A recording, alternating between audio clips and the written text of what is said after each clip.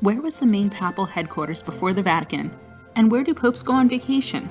Find out today on Footnoting History.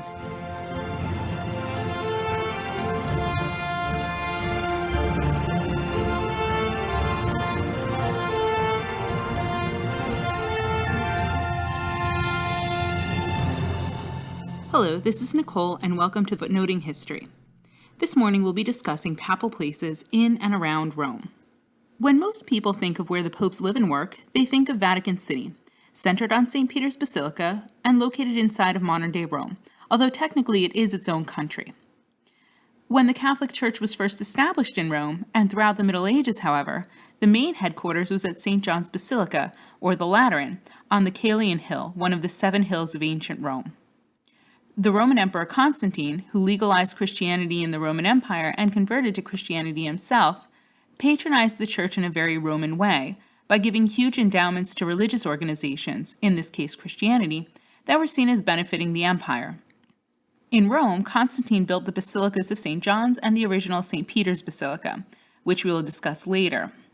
Although there had been churches in Rome in the 3rd century, they were generally house churches, spaces for worship within people's homes, which could fit a smaller Christian community.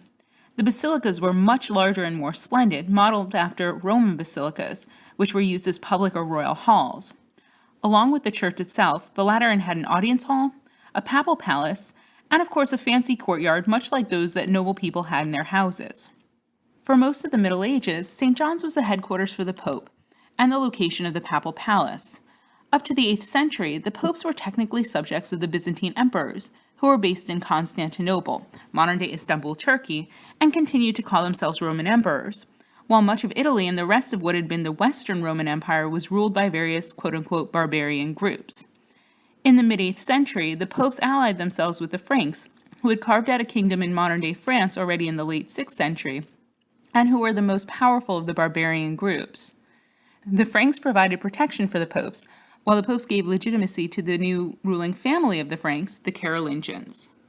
In 800, Pope Leo III crowned the most famous Carolingian, Charlemagne, as Emperor of the Romans. Although the popes and the Carolingians needed each other, Charlemagne was clearly the stronger of the two.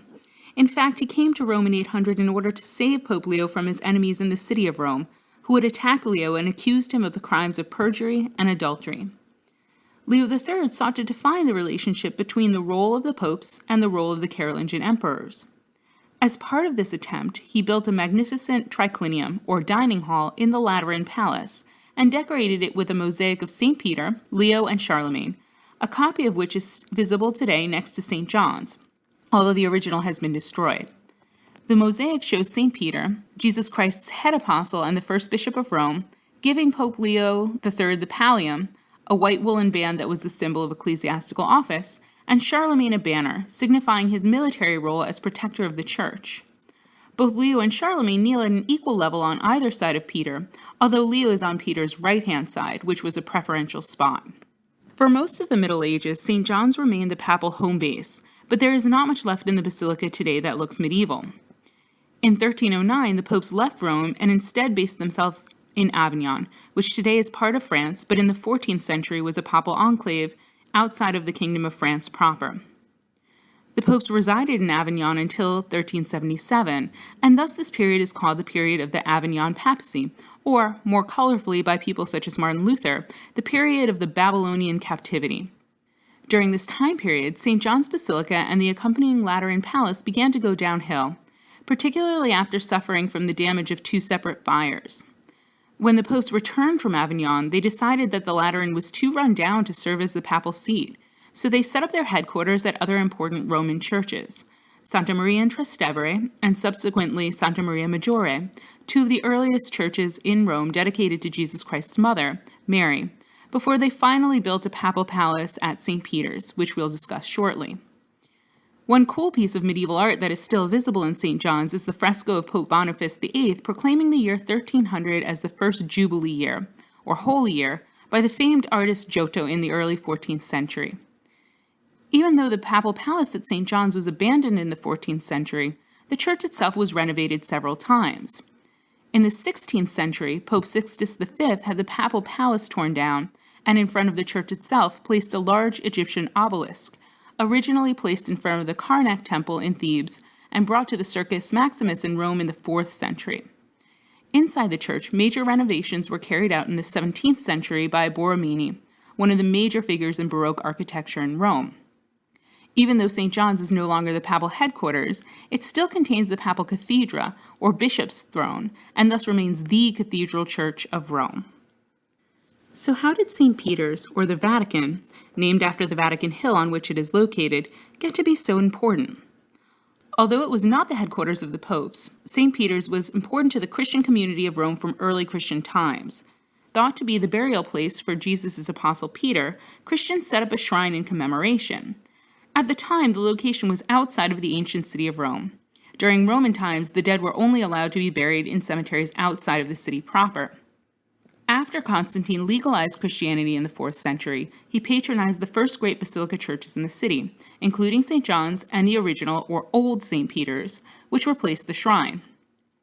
Despite it not being the main church of Rome, Old St. Peter's was an important pilgrimage site in the Middle Ages. Many popes chose to be buried here, near Peter's burial spot and relics, instead of in the Lateran. Since it was outside of the city of Rome itself, and of course also because of its status as a pilgrimage site, it was often where the popes met distinguished visitors, such as the Frankish king and then Emperor Charlemagne, before escorting them into the city and to the Lateran. Like the Lateran and many other places in Rome, while the popes were in Avignon, St. Peter's became run down, and by the 15th century needed serious repairs. In the later 15th century, plans for major renovation to the basilica began to be drawn up and a new papal palace built. But at the beginning of the 16th century, Pope Julius II decided to raze Old St. Peter's and build an entirely new church, the St. Peter's that you can visit today. Pope Julius was nicknamed the Warrior Pope, and like many of the Renaissance popes was deeply involved in Renaissance politics and warfare amongst the warring states of Italy.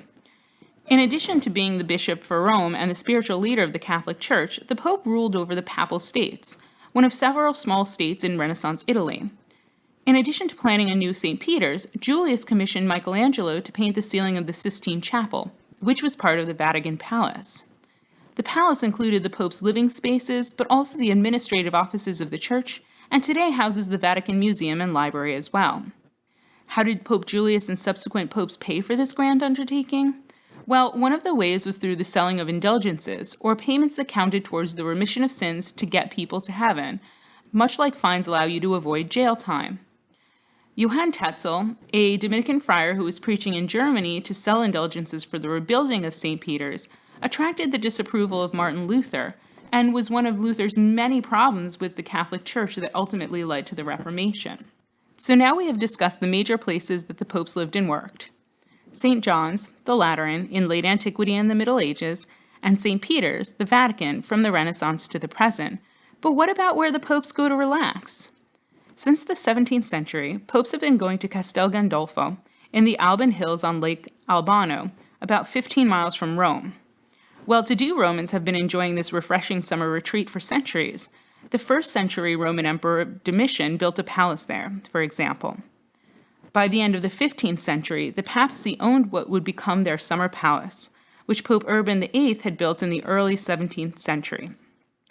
Almost all popes used the summer palace at Lake Albano until 1870, during the final stages of Italian unification. Remember that Italy had been comprised of several different states and only became one country in 1870. The Pope at the time, who still ruled over the Papal States, was opposed to Italian unification and shut himself up in the Vatican, as Italian soldiers took control of the Papal States, including most of Rome itself.